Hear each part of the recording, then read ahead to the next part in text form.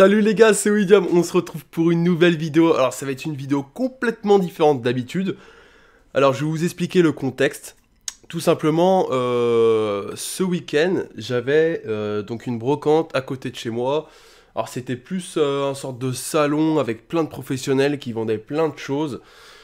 Donc comme vous voyez là à l'image, j'ai trouvé beaucoup de cartes Yu-Gi-Oh dans des états un peu catastrophiques, mais vous voyez, enfin moi je suis pas collectionneur, je suis plus en mode j'ai envie de faire des decks, je suis plus youtubeur en mode j'ai envie de vous montrer des petits decks sympas. Donc que ça soit abîmé ou pas, je m'en foutais un peu. Vous voyez, c'est pas mal sleeve parce que j'ai tout sleeve, j'ai tout essayé de côté, voir combien ça coûtait et j'ai sleeve derrière pour savoir si j'avais fait une bonne affaire et je vais pas spoil, mais oui, c'était plutôt correct au prix que je l'ai pris. Ensuite, j'ai trouvé donc un jeu GameCube que je vais présenter après. Donc là, ce qu'on va faire, je pense que je vais déjà vous présenter le côté le plus intéressant pour vraiment les gens qui me suivent pour ça, le côté Yu-Gi-Oh! Et ensuite, on parlera de tout le reste, tout ce que j'ai pu avoir autre. Alors je vous dis, franchement, il y a des grosses dingueries dans cette vidéo, donc restez bien jusqu'à la fin. Parce que vraiment... Voilà, je vais pas spoil, mais je peux aussi vous montrer des trucs que j'ai et que je pense que ça va prendre énormément de valeur dans l'avenir. Alors, ensuite, je pense que si vous êtes intéressé, je ferai une vidéo où je vous montrerai toute ma collection Yu-Gi-Oh! Comme ça, voilà, c'est fait. Je vous montrerai classeur par classeur toutes les cartes que j'ai cumulées depuis maintenant 1 an seulement. Et franchement, je suis plutôt content de moi parce que déjà, j'ai une Starlight en ma possession en 1 an, alors qu'il y a des gens, ça fait des années, ils essayent d'en avoir, ils en ont pas. Donc, je peux être assez fier de moi. Allez, on démarre. Alors déjà, en carte folle... Je vais zoomer un peu, hop. Alors en premier lieu, je voyais ces deux cartes sur un panneau et le prix qui était affiché était beaucoup trop élevé par rapport à ce que vraiment ça valait. C'était 50 € unité. Alors faut savoir que sur Card Market, c'est pas du tout ce prix-là. L'état de la carte en soi, je pense qu'elle est neuve, hein, de toute façon, oui. Bon, elle a quand même pris des pètes, hein. Franchement, je suis un peu déçu, parce qu'elle a quand même pris des pètes, alors que bah, ça doit être sorti de boîte, hein. Parce que c'est bien, ça a été dans MP21, donc dans les box teen. Lui, il y a mis sous protection comme ça, mais bon, en vrai, moi, je vais faire des decks avec, hein, donc après, je les enlèverai de ça. Ça, c'est pour vraiment... Moi, je les utilise vraiment pour les Starlight, les cartes que je vais pas jouer, qui sont vraiment trop rares pour pouvoir jouer avec. Mais celles-là, elles sont pas non plus hyper rares. Elles coûtent à peu près 30 € sur Card Market. Et moi, je les ai payées cher parce qu'il me les fallait et j'avais pas envie de prendre sur Card Market pour éviter le frais de port qui, des fois, est un peu saoulant. Là, je me suis dit, bon, s'il arrive à me faire 40 € unité pour chaque carte, ça va. Et au final, il l'a fait. Donc, je suis plutôt content. Voilà, c'est pas non plus une grosse affaire. Là, franchement, là-dessus, je me suis fait un peu niquer. Mais il me les fallait, il m'en manquera plus qu'une pour vraiment avoir en x3. Et c'est ce qu'il faut pour plusieurs decks. Donc ça, c'était ce qu'il me fallait le plus. Ensuite, il y avait un petit classeur avec 1 € la carte. Donc vous connaissez, hein, sur les pros, on abuse un petit peu de ça. Il y avait des cartes. Bon, ça, je me suis fait clairement... Mais bon, je me suis dit, c'est une Staples, vas-y... Si je devais la prendre sur Card Market, elle me coûterait beaucoup trop cher, donc je l'ai prise. Lien des camarades. Ça, par contre, c'est une bonne affaire. Called by the Grave, c'est appelé par la tombe. C'est une staple, c'est une carte très forte. Où en gros, il me semble que au cimetière de l'adversaire et pendant le tour... non, pendant le prochain tour, tous les effets sont annulés de la carte du même nom. Donc en gros, c'est une staple de ouf. C'est une carte très forte qui est limitée à 2 cartes, il me semble, par deck. Et qui coûte 1,20 €, même en anglaise, sur Card Market. Donc avec les frais de port, j'en aurais eu au moins pour 2 €. Donc là, j'ai été bénéf là-dessus. Ensuite, Seigneur de la Suppression, je l'ai vu, je l'ai prise. Hein, écoutez, pareil, c'est Opus première édition. Elle était pas dégueulasse. En soi, j'ai l'impression elle est un peu abîmée. Alors, est-ce que c'est la sleeve ou la carte en soi? Ouais, c'est la carte. Bon, la carte est abîmée. Ça m'en fait 2, parce que dans l'autre lot, j'en avais une aussi. Et là, j'avais trouvé une carte, je trouvais intéressante l'effet, donc je l'ai prise. Cimetière silencieux. Défausser une carte, les effets activés dans le cimetière, ce tour sont annulés. Donc pour les combos, genre les surnaliches, etc., je défausse une carte, j'annule tous les effets dans les cimetières. Et vu que c'est un effet rapide, je peux le faire pendant le tour du mec. C'est trop fort. Je trouvais cette carte trop forte. Donc voilà. Ensuite, donc là, c'est les cartes vraiment qui coûtaient un peu cher, je trouve, par rapport à ce que ça vaut réellement. Mais bon, je me suis dit... Allez, let's go, on y va quand même.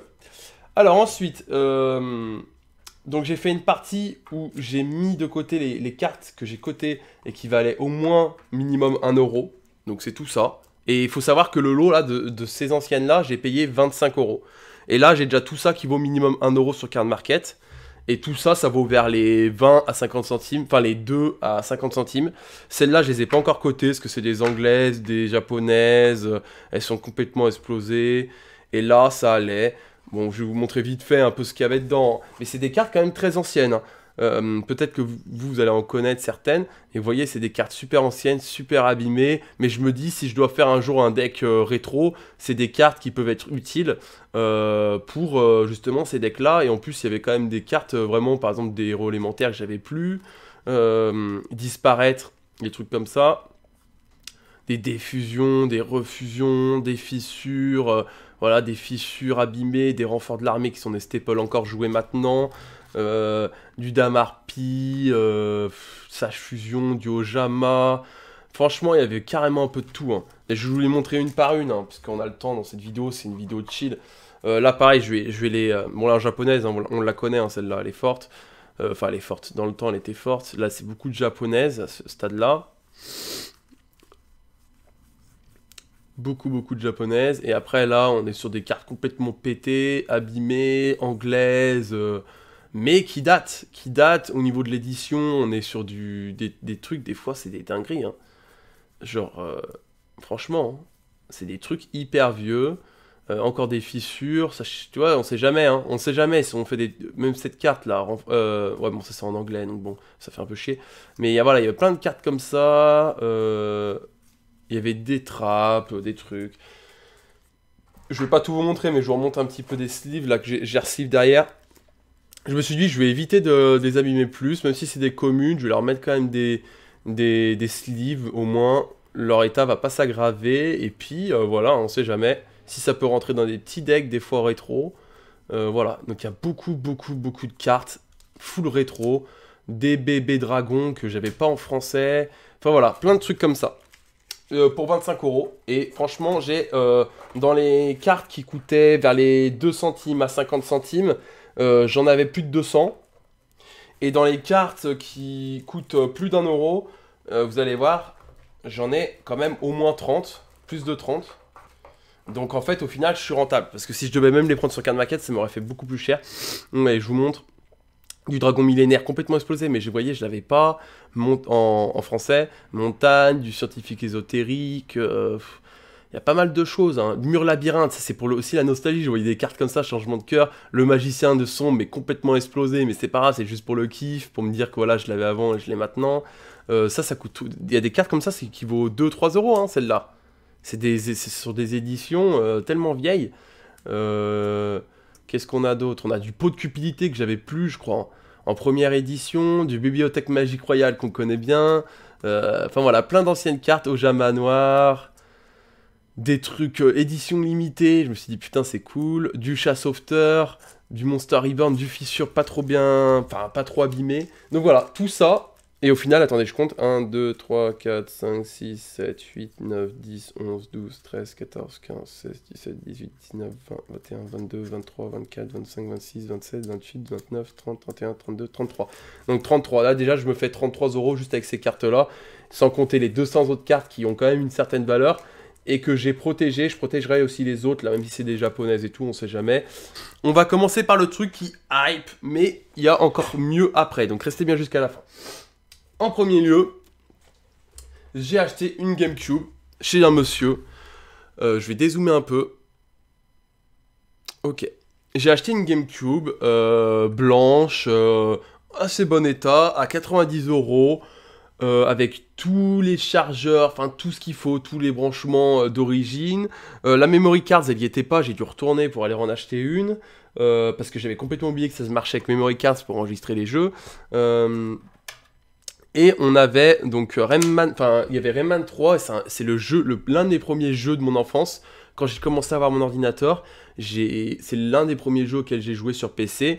Et quand je l'ai vu, je me suis dit putain, elle a une GameCube, ça fait depuis le temps que j'ai envie d'avoir. Parce que je vais m'acheter, vous savez, Mario Football C'est un jeu énorme et je pense que je m'achèterai une autre manette pour jouer avec mon frère à ce jeu-là. On kiffe ce jeu, c'est incroyable.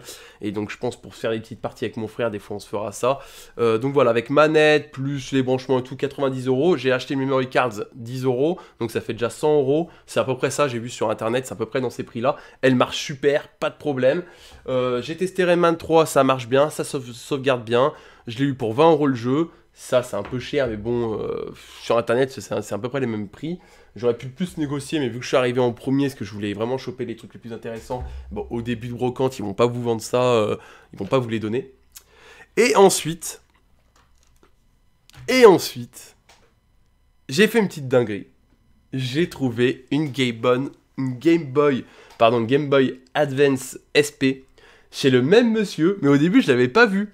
En fait, je vous explique comment c'était passé. Au début, j'avais fait vraiment un tour hyper rapide pour voir s'il y avait des cartes Yu-Gi-Oh! Parce que je me dis ça va partir hyper rapidement. Cartes Yu-Gi-Oh!, cartes Pokémon, tout le monde en cherchait, mais les cartes Pokémon et les cartes Yu-Gi-Oh! Étaient trop chères. En général, tout était trop cher. Ils savent pas coter, ils savent pas mettre les prix comme il faut. Là, franchement, j'ai vraiment un gros souci là-dessus, c'est que les pros, ils en abusent un peu. Ils te mettent des classeurs où c'est marqué 1 € la carte, alors que tu vas sur Card Market, c'est 2 centimes. Les gars, vous pouvez très bien faire des classeurs où c'est 50 centimes la carte, et je pense que vous en écoulerez beaucoup plus, parce que là, vraiment, il y a tout le monde qui regardait, mais personne n'était intéressé. Je suis le seul mec qui a mis un peu d'argent, je pense, dans les cartes, parce que quand j'y suis retourné ce matin, ce que j'ai fait 2 jours, ils avaient rien vendu. Hein. Donc voilà. En Game Boy, du coup, je suis allé chez le monsieur, je vois la GameCube, je me demande combien il coûte, il me dit 90, je dis bon allez ok, je vous la prends. Donc voilà, le jour passe, etc. Je suis content, elle marche bien. Et là, je me dis, je vais y retourner pour voir s'il y a des memory cards. Je demande à un mec, il m'en vend une, c'est nickel. Et puis, je refais le tour. Puis là, je vais chez le même monsieur, et je regarde un peu mieux. Et là, je vois la Game Boy, elle était à 139 €. Alors, 139 €, c'était marqué 139, enfin 149, je sais plus exactement, avec tous les branchements, tout le chargeur, etc. Et avec 2 jeux compris. Mais vous connaissez la douille, hein. C'est 2 jeux compris, mais c'est 2 jeux qui coûtent pas du tout, qui coûtent 5 €, qui a été hyper bien vendu, et que du coup, il y en a de partout, et ça vaut que dalle. Ils vont pas vous mettre des jeux Pokémon hein, avec la Game Boy, hein, c'est impossible. Donc, ces 2 jeux, je lui ai dit comme ça, je lui ai dit, écoutez, moi, il m'avait reconnu, hein. Il m'avait reconnu parce que la GameCube, je n'avais même pas négocié dessus, j'avais dit, allez, je vous la prends direct, il était même un peu choqué que je lui prenne comme ça sans négocier. Là, j'arrive, il s'était barré un peu, je viens vers lui, je dis écoutez, moi je suis intéressé par une Game Boy, mais j'aimerais voir avec vous. Là, il vient vers moi et tout, c'était un peu un vieux, un pro, mais ça se voyait, il s'y connaissait, mais c'était pas non plus un gros gamer. Je vois, il y a la Game Boy Rose à 95 à côté, et cette Game Boy là à 149, 100, je sais plus combien, avec les 2 jeux compris. Je lui dis écoutez, moi les 2 jeux m'intéressent pas du tout, par contre j'aimerais bien voir la bleue, et il me dit bah y a pas de souci, je vous mets au même prix que l'autre. Je dis bon ok. Pas de problème. Donc hop, je lui dis bon, le chargeur et tout, tout est nickel. Et du coup, il me la monte, il l'ouvre, il l'allume, et hop, voilà. Elle marche super. Oui, moi j'ai rouge feu. Hein. Moi je vous dis direct, je suis pas là pour pinailler. Je vous montrerai tous les jeux Pokémon sur Game Boy. C'est pour ça que je voulais une Game Boy, parce que j'ai beaucoup de jeux Game Boy en Pokémon, ce que j'avais acheté à l'époque, mais à des prix dérisoires, genre 15 €. Et je suis allé voir maintenant en brocante combien ça vaut. Mais ça vaut 90 €, ça s'enflamme hein, les prix. Avec la boîte, ça vaut 200 €, c'est des dingueries. Hein. Donc vas-y, je vais vous montrer que ça marche bien quand même. Hop. Ah mais ça rappelle des bons souvenirs, hein, surtout. Je sais plus comment on fait pour passer... Ouais... Ah oui, bah j'étais... ok. Voilà, les touches marchent bien. On peut aller voir les Pokémon, on peut tout faire. Voilà, du niveau 100, du niveau 100... Oh là là, ça fait plaisir ça. Donc voilà, j'étais en ligue.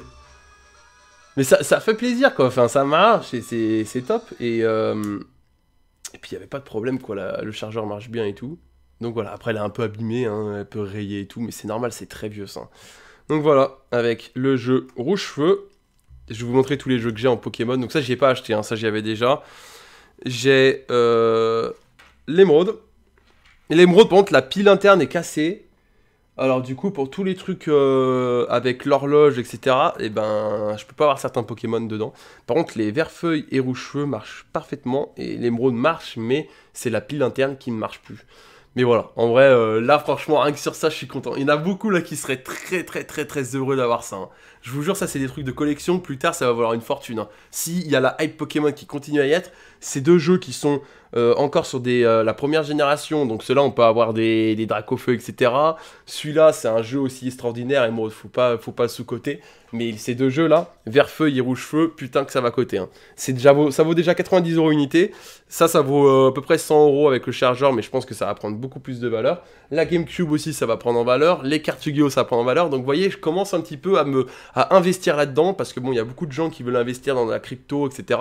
Moi, j'investis dans du matériel rétro. J'ai l'impression que la hype rétro, elle n'est pas encore finie, et que tout ce qui est Pokémon, les gens voudront vous connaître, les vrais collectionneurs voudront connaître, on va dire, les anciens jeux et surtout comment c'était avant, quoi. Bon allez, sur ce les gars, j'espère que cette vidéo vous aura plu, ça change un peu d'habitude, mais je suis super content parce que voilà, je peux vous montrer aussi le côté que j'aime, c'est pas que Yu-Gi-Oh, c'est aussi du Pokémon, c'est aussi un peu des trucs de collection, des jeux de mon enfance, enfin voilà, et du coup ça me fait super plaisir de vous faire découvrir un peu ma passion.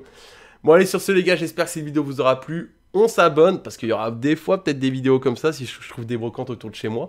Et puis, on se retrouve très vite pour d'autres vidéos. Il y aura des vidéos Dofus qui vont sortir, donc week-end prochain. Là, on a été un peu dans le week-end Yu-Gi-Oh, Pokémon, enfin voilà, dans le week-end rétro. Mais ça m'a fait plaisir. Allez, sur ce, on met le petit like. On me dit ce que vous pensez de tout ce que j'ai acheté. Et puis sur ce, les gars, peace.